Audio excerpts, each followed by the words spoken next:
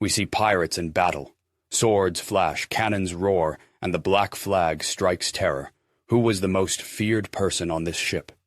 The captain, whose word was absolute law? The boatswain, who maintained order with the lash of a whip? Or the enemy, boarding with an axe in hand?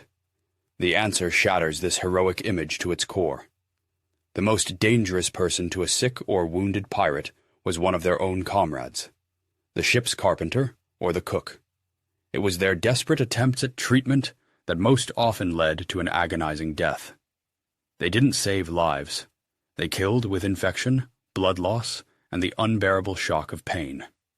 The carpenter, whose hands were accustomed to rough wood and hot tar, not living, trembling flesh, would lean over a fellow crewmate, and the only sound that drowned out the screams was the screech of rusty metal against bone. How is it possible that a savior could become an executioner? This presents us with the first of two key questions. On a ship full of battle-hardened men, where strength and survival were valued above all else, why did the most dangerous person turn out to be not an enemy, but the doctor, a comrade whose treatment was fatal? We will find the answer to this question in the 7th section, and here is the second, even larger paradox. How do we explain the fact that scurvy, the disease of rotting gums, killed over 2 million sailors? This is tens of times more than all naval battles, storms, and cannonballs combined. 2 million dead. It's as if the entire population of Paris at that time was wiped off the face of the earth, not by bullets, but by the simple lack of fruit. These two questions separate the Hollywood myth from brutal reality, and it is into that reality we will now descend. By the end of this video, you will no longer see the pirates from Treasure Island as romantic adventurers. You will see them as tragic, doomed figures, men trapped on a wooden vessel in the middle of a merciless ocean. They faced an enemy they couldn't run from, couldn't bribe, and couldn't intimidate. They faced their own bodies, which betrayed them from within. You will understand why a throbbing toothache was more terrifying than any storm, and why the most coveted treasure wasn't a chest of gold, but the chance of a quick death from a bullet rather than a slow, humiliating agony from treatment. A toothache on a ship was like a slow fire in the hold. At first, it's just a faint, barely noticeable wisp of smoke you can ignore, but soon it erupts into an uncontrollable blaze, threatening to destroy the entire ship from the inside out. And so you know when to expect the key revelations. Here is a map of our brutal journey. We will guide you through 3 key points of this floating hell. In just 9 minutes, we will reveal how gunpowder and rum, the main symbols of pirate life, became tools of desperate and deadly anesthesia. In 15 minutes, you will see with your own eyes why the ship's carpenter, armed with ordinary rusty pliers, was the most feared man on board, and you will witness his operation in detail. And in 21 minutes, we will prove that it wasn't the toothache itself, but this barbaric treatment that was the leading cause of death for pirates with dental problems. Our investigation begins now, and the first enemy we will confront was invisible, merciless, and killed by the millions. Let's start with the first and greatest killer at sea, one that today is cured with simple oranges. A disease that is now treated with a glass of orange juice killed over 2 million sailors. How is this possible? The answer lies in collagen. A lack of vitamin C halted its production, and collagen is the glue that holds our bodies together. The gums were the first to fail. They would begin to bleed, and teeth would loosen. But here is what the ship's logs hide. It wasn't just the gums that deteriorated.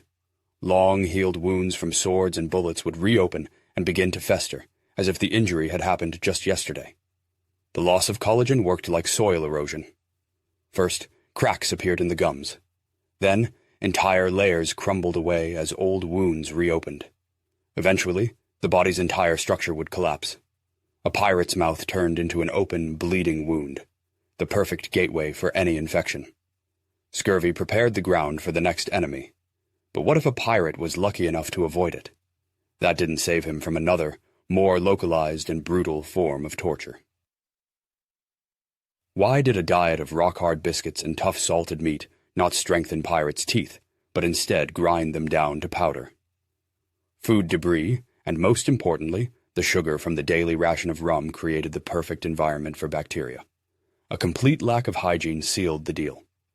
The picture changes when we understand that on an isolated ship, a cavity wasn't just a hole.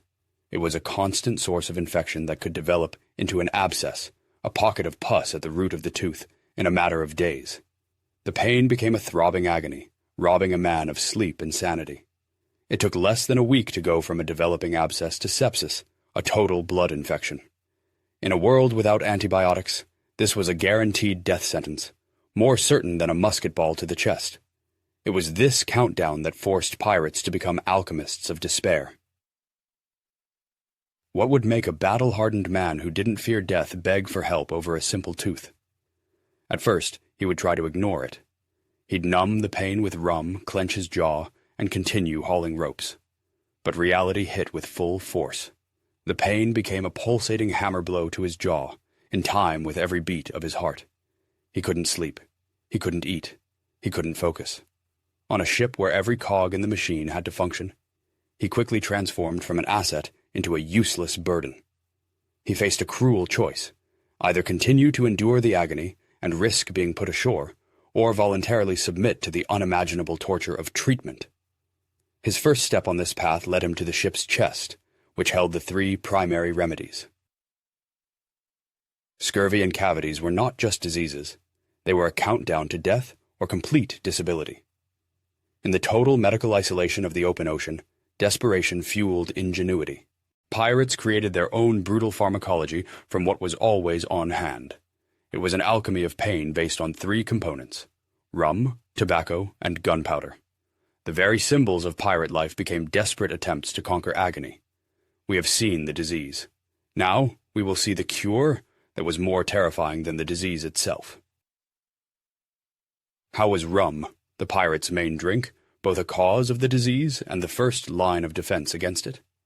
Poison became medicine. The logic seemed sound. Alcohol dulls pain. A pirate would rinse his mouth or drink it straight, achieving temporary numbness. The high alcohol content created the illusion of disinfection. But in practice, the opposite was true. The relief was short-lived, and the pain returned with a vengeance. Achieving the same effect required ever larger doses, turning the sailor into an incapacitated liability. The final act of desperation was to try cauterizing the gum with undiluted rum. This caused a chemical burn on the mucous membrane, which, instead of healing, created a new gateway for infection. It was like trying to extinguish smoldering embers by dousing them with gasoline. When liquid fire no longer helped, they turned to a poisonous plant. Where did the belief that tobacco, chewed for pleasure, could also heal come from? What made them see it as a medical remedy? Nicotine does have a mild analgesic effect. A pirate would place a wad of chewing tobacco directly on the aching tooth, and the pain would indeed subside slightly. It seemed like a working folk remedy. But this temporary relief concealed a catastrophe. The tar and alkali in the tobacco destroyed the already damaged enamel. In the long run, this treatment only accelerated the disease. The most dangerous aspect was different. They would pack the moist tobacco mash directly into the cavity. This caused a chemical burn that killed the nerve. The pain vanished, but the tooth turned into a ticking time bomb, a core of dead tissue where an abscess could develop unchecked. But even this was not the most insane method. The most shocking approach involved the primary tool of pirate combat. Pirates tried to treat a tooth by igniting gunpowder inside it. What drove them to such a desperate measure? What logic of despair was behind this? The theory was radical. Gunpowder consists of saltpeter, sulfur, and charcoal, components with cauterizing properties. The idea was to use a micro-explosion to instantly burn out the nerve and sterilize the cavity. The reality was torture. The burning temperature of black powder reaches 3,600 degrees Fahrenheit, twice as hot as lava. The thermal expansion would instantly shatter the weakened tooth down to the root. The pain became hellish. But besides shattering the tooth, the method caused severe burns to the gums, tongue, and cheek. Instead of one problem, the pirate now had 3, all of which were open gateways for gangrene. When this infernal alchemy also failed, a desperate gaze turned to the man with the crudest tools on the ship. Rum, tobacco, and gunpowder were not cures. They were illusions that worsened the disease. They masked symptoms and added new injuries, chemical burns, hidden abscesses, and fractured teeth. The pain would return, becoming unbearable. All available medicines had been tried and had failed. The pirate was left with no choice. The next step was a shift from self-medication to radical intervention. But there was no operating room on the ship. Its role was filled by the carpenter's workshop. Desperation had reached its peak. Now, the pirate had to entrust his life not to medicine, but to brute force and rusty metal. On a ship where sharp, reliable weapons were the key to survival, why were the dirtiest tools used to save a life? The carpenter's workshop smelled of salt, damp wood, and tar. The instruments taken for the operation were cold, heavy, and sticky, with a mixture of machine oil and wood shavings, a perfect breeding ground for bacteria. The logic of desperation was simple. Pliers designed for pulling nails and a chisel for working with wood were the only tools capable of applying brute force. But this adaptation was a death sentence. The tools weren't just unsterile. They were covered in rust, resin, and old blood, guaranteeing the introduction of tetanus and gangrene into the open wound. Their main problem was their very nature. They were designed to destroy hard materials, not for delicate work on living tissue. The pliers crushed the tooth, and the chisel broke the jaw, and the most fearsome tool required the strongest man on the ship. Trying to extract an aching tooth with carpenter's pliers is like trying to unscrew a fragile glass light bulb from its socket with a wrench. The result is predictable. The glass will shatter into fragments, leaving the base stuck inside. The carpenter would attempt to grip the tooth's crown with the wide, flat jaws of the pliers and rock it back and forth. But the crown, weakened by decay, would instantly crumble under the pressure. What remained in the mouth were razor-sharp shards of the roots, which were now impossible to grasp. The pain intensified tenfold. Next came the chisel. It was placed at the base of the shattered tooth and struck with a mallet, in a literal attempt to knock the remnants out of the jaw. This often led to a longitudinal fracture of the jawbone, turning a simple extraction into a complex trauma. This brutal process required not only tools, but also a man willing to become an executioner. Why was it the carpenter, whose job was to build and repair, to create, who was forced to perform the most destructive work on board? He was chosen not for his knowledge, but for his raw physical strength. He had the strongest hands on the ship, capable of holding down a man writhing in agony. But behind this pragmatism lay a human tragedy. The carpenter was a comrade to the patient. He saw the pleading in his friend's eyes and understood that he was about to inflict hellish pain and possibly kill him with infection. To refuse meant certain death for his friend from sepsis. For him, the most terrifying thing was not the scream, but the moment of silence after the crack of bone, the moment he didn't know if he had broken just the tooth or the entire jaw, whether he had become a savior or a murderer. Thus, the toolkit became a set of torture implements, and the procedure became an act of destruction. We have witnessed the psychological drama of a man forced to mutilate his friend to save him. But what if even this hell didn't work? What if the tooth wouldn't yield to pliers or chisel, and the jaw cracked under the hammer's blows?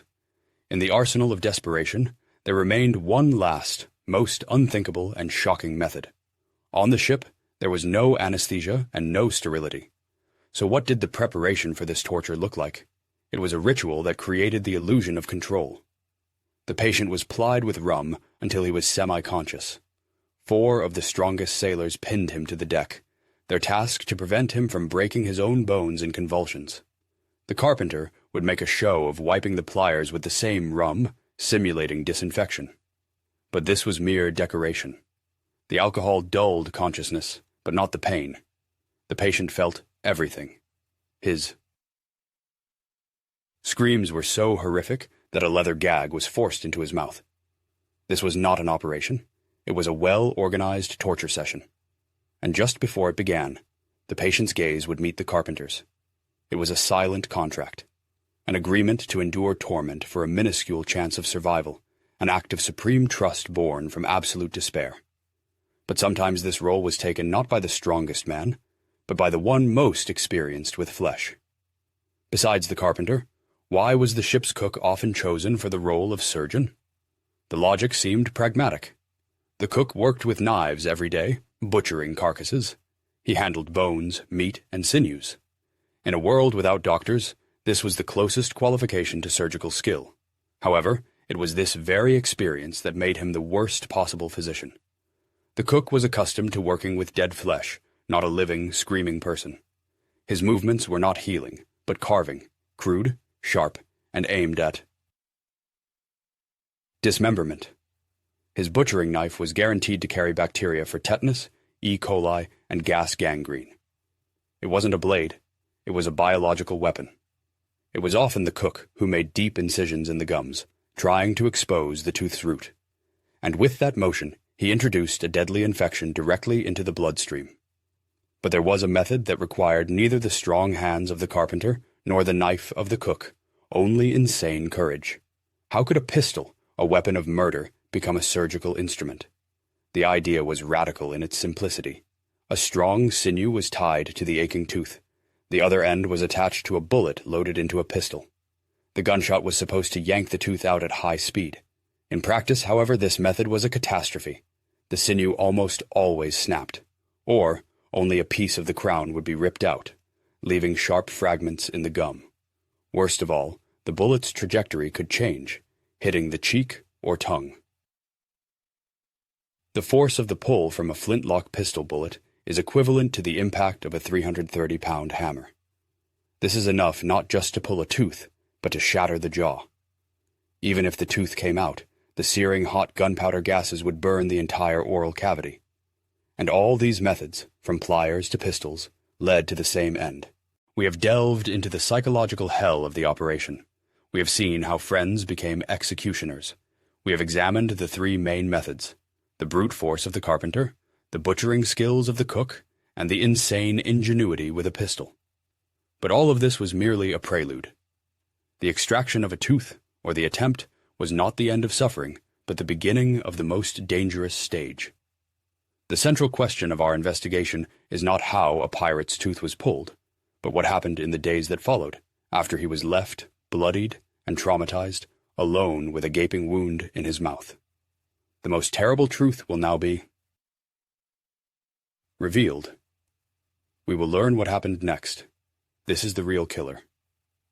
Hours earlier, the carpenter's pliers had already failed. The toothache, intensified by the trauma of the botched attempt, had become a solid wall of agony, and so the pirate asked for one last thing, a mercy shot. He saw the pistol not as a weapon, but as salvation. The logic of despair was simple. It was better to risk instant death from a bullet than to be guaranteed several more days of torture. It was an illusion of control. One sharp impact, one moment, and it would all be over. He felt the cold, heavy metal of the flintlock pistol against his swollen cheek and smelled the acrid scent of cheap rum on his own breath. A roar, smoke, shock. The bullet didn't knock out the tooth. It shattered his jaw and tore through his cheek. Instead of relief, the pirate got double the torment. The pain from the tooth now merged with the pain of a gunshot wound. He clutched his mangled cheek, a fragment of bone protruding. From it, pain had triumphed over the instinct for self-preservation. But why this method was physically doomed to fail, we will now understand. The theoretical physics of this method was brutal and primitive. Pirates believed that the ultra-fast, powerful jerk from the bullet would overcome the ligament's resistance and pull the tooth out cleanly, without letting it break. It was a bet on brute force against anatomy. But a tooth is not a nail. Its curved, strong roots are set deep in the jawbone. All the energy of the shot, applied to the crown, almost always broke it at its weakest point. It was like trying to open a locked door by pulling on the very tip of the key in the lock. All the force went not into turning the mechanism, but into breaking the key itself. The method guaranteed not an extraction, but the creation of a large, ragged wound contaminated with gunpowder gases. The powder residue was driven directly into the shattered bone. This wasn't treatment. It was the creation of an incubator for a fatal infection. And we know this is not just a tall tale. We have proof. How do we know this isn't just a story meant to frighten? Ship's logs are full of euphemistic entries like lost jaw in a storm, or unfortunate accident with a musket. These were phrases that concealed a brutal reality. But the real truth is revealed by paleopathology. Archaeological findings of sailors' skulls from that era show characteristic injuries, healed and unhealed jaw fractures that cannot be explained by combat wounds or falls from a mast. This is direct physical evidence. In one 18th-century sailor burial site, 3 out of 11 examined skulls showed non-combat jaw fractures. A modern scientist, pointing to a fine crack in an ancient bone, confirms this was a victory of desperation over reason. The mercy shot was not just one of the methods. It was the logical conclusion of a path that began with a rum rinse. The failure of the desperate alchemy of tobacco and gunpowder led to the crude surgery of the carpenter and the cook, and the unbearableness of that surgery gave rise to an act of suicidal desperation, the pistol shot. This proves that pirates were willing to do absolutely anything to stop the pain. But all these interventions, different in form but identical in essence, led to the same outcome, and that outcome was not a cure. It was the creation of perfect conditions for the real killer. Here is the answer to the question we asked at the very beginning. The most dangerous person on the ship was not an enemy, but a comrade, the doctor. Pirates didn't die from a toothache. They died from sepsis, tetanus, and gangrene, introduced by their own crewmates in the process of saving them. After the tooth or its remnants were torn out, severe bleeding would begin. To stop it, the wound was cauterized with a red-hot iron or packed with gunpowder. The logic seemed flawless. Stop the blood and burn out the infection with fire. But an open wound in the mouth, the filth from the pliers, and the deep burn from cauterization were not a risk of infection. They were a 100% guarantee of it. The red-hot iron, at a temperature of 1,300 degrees Fahrenheit, created the perfect oxygen-free environment for tetanus to thrive. The treatment was the fatal disease. But this death was not quick. For the first day or two, the pirate felt relief. The source of unbearable pain was gone. It seemed the operation was a success. But this was the calm before the storm. After 2 or 3 days, a fever, chills, and shivering would set in. His face would swell, and the wound would fester. The pain returned, but now it was not sharp and localized, but a dull, all-encompassing ache. The body was entering a losing war against infection.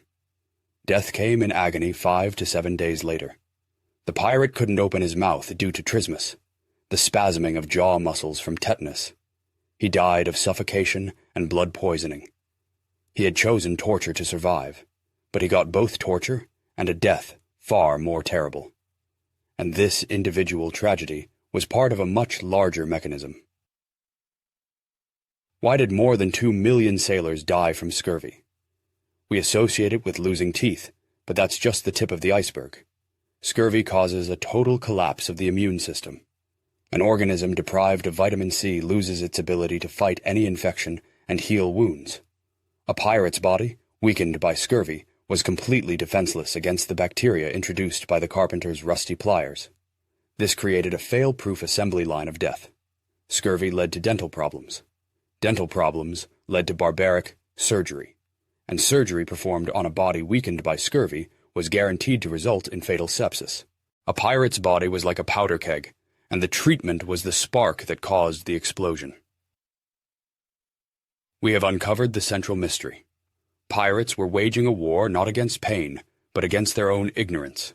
It wasn't the disease that killed them, but the cure.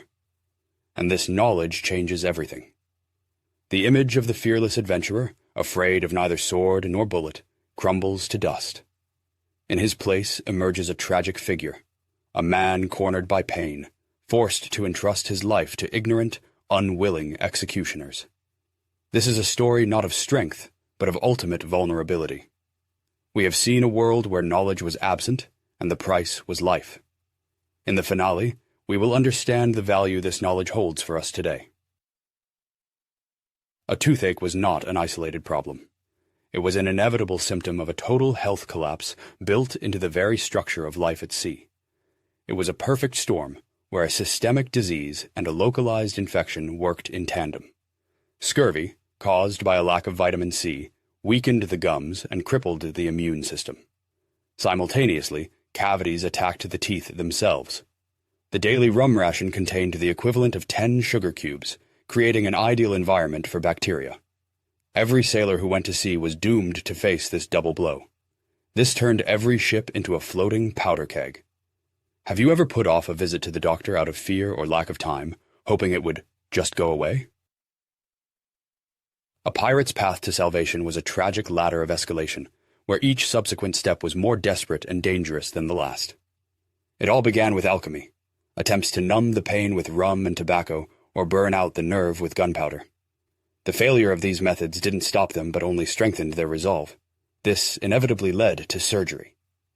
The transition to carpenter's pliers and a chisel was an act of desperation, when enduring the pain became impossible. The mercy shot from a pistol was the peak of this escalation, when even the torture of surgery became unbearable. This escalation resembled soil erosion. The first attempt at treatment was just a small stream, but each failure washed away the banks, relentlessly turning it into a deadly ravine. Their intention was to save a comrade from pain, but the result of their actions was his death. In this struggle for survival, the pirates' main enemy was not a storm or an enemy fleet. It was a complete lack of knowledge about hygiene, anatomy, and microbiology. The entire chain of tragedy was built on this foundation. Systemic disease and poor conditions created toothaches.